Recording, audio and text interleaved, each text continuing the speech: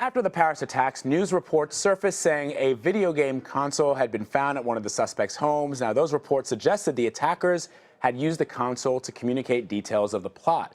Those stories turned out to be inaccurate, but they are raising questions about new ways that terrorists can communicate without being monitored. CNET senior editor Jeff Bakalar is here to break this down with me. So, Jeff, thanks for being here, first of all. So a lot of people may not know, parents, that, for example, you can use a PS3 and use multiplayer with a headset, and you can communicate with people around the world using the game console. Sure, and it happens millions of times a day.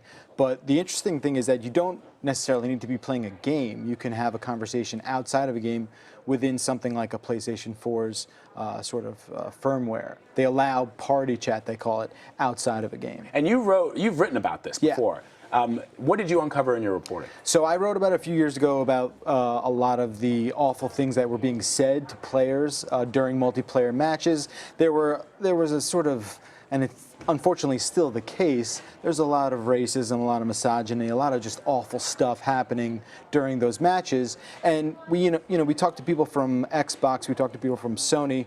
Microsoft said that they actually had some provisions in place that would monitor in-game chat, but they were kind of dubious about the whole thing. They didn't really say, hey, we can monitor every last word. We have, triggers that sort of get raised if something is said.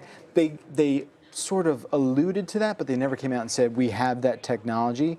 I would not put it past something like that. But again, these things aren't necessarily monitored for what we're now getting a little concerned that maybe they should be. And the difficulty, I think, and the way I've understood it, is that these communications are encrypted so that even the government, if they were to request that data from these companies, would not be able to access it. I think there's maybe potentially a sort of conception about how encrypted and sort of impenetrable these systems are.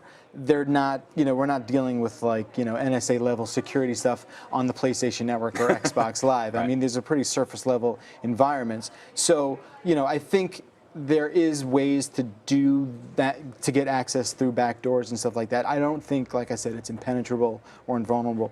But right now, there is really no system in place that takes those networks and has a vetting sort of system where it's constantly being monitored. And that's the concern, right? Is that PlayStation, for example, if we just use one, they've sold millions and millions of these consoles, and it would be very, very difficult to track the conversations, the communications that are going on between perhaps people that may want to use those consoles for nefarious means. Sure. I mean, yeah, there's roughly 30 million PlayStation 4s out there. So, tracking every last user is not really a practical thing. I mean, on a massive scale, I guess you could have services implemented that would do that, but look at, unconventional sort of messaging apps like WhatsApp and Viber, right. Where, 30 million, that's a drop in the bucket compared to what the user base. Right. And we've talked about how these are also sort of encrypted and not exactly accessible when it comes to security.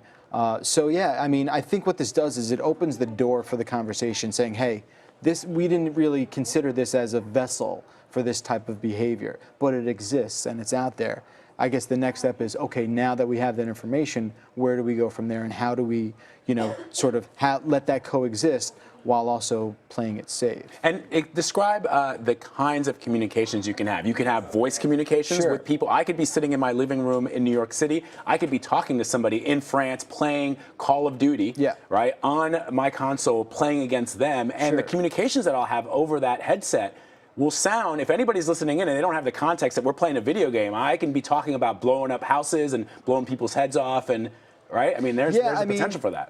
I do it every night. Okay, me too. Right. So there's a big club, right? Right. And there's a lot of that, and these are channels that are not necessarily monitored. There's other ways to communicate too. Microsoft owns Skype. If you have an Xbox One and a Kinect camera, you can use the console to video chat.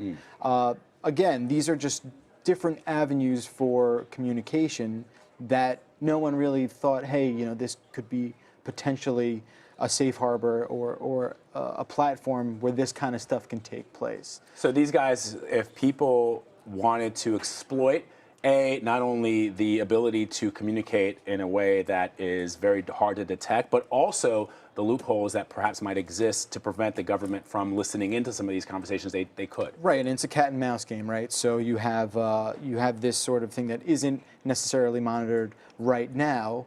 I think the sort of stories that have come out pointing the finger or essentially revealing that, hey, this can be an avenue for that kind of stuff. That'll open the door to possibly, having that monitored. It makes sense. But yeah, it's something that I think, again, we're not, the stories that came out earlier this week, they turned out to be inaccurate. So that isn't necessarily the smoking gun situation. But it does open people up to say, hey, this is something we now have to take into consideration. Just as we have to take all the other messaging platforms that use the internet to communicate as a potential, vehicle for this type of stuff. It's not just the cellular network. There's the internet has opened the door for a seemingly infinite amount of lines of communication, whether it's a PlayStation 4, a console. I mean, you can really, we can figure out ways to communicate through unconventional means, and the internet's opened that up. There really isn't a way to police the entire thing. And I think maybe that's like the sort of tragedy in all of this, is that this is not something we realistically will be able to wrap our hands around. Jeff Bakalar, thank you very much. Appreciate it. Yeah, that's really the thing, right? It's Yeah, like it's we like just have to give.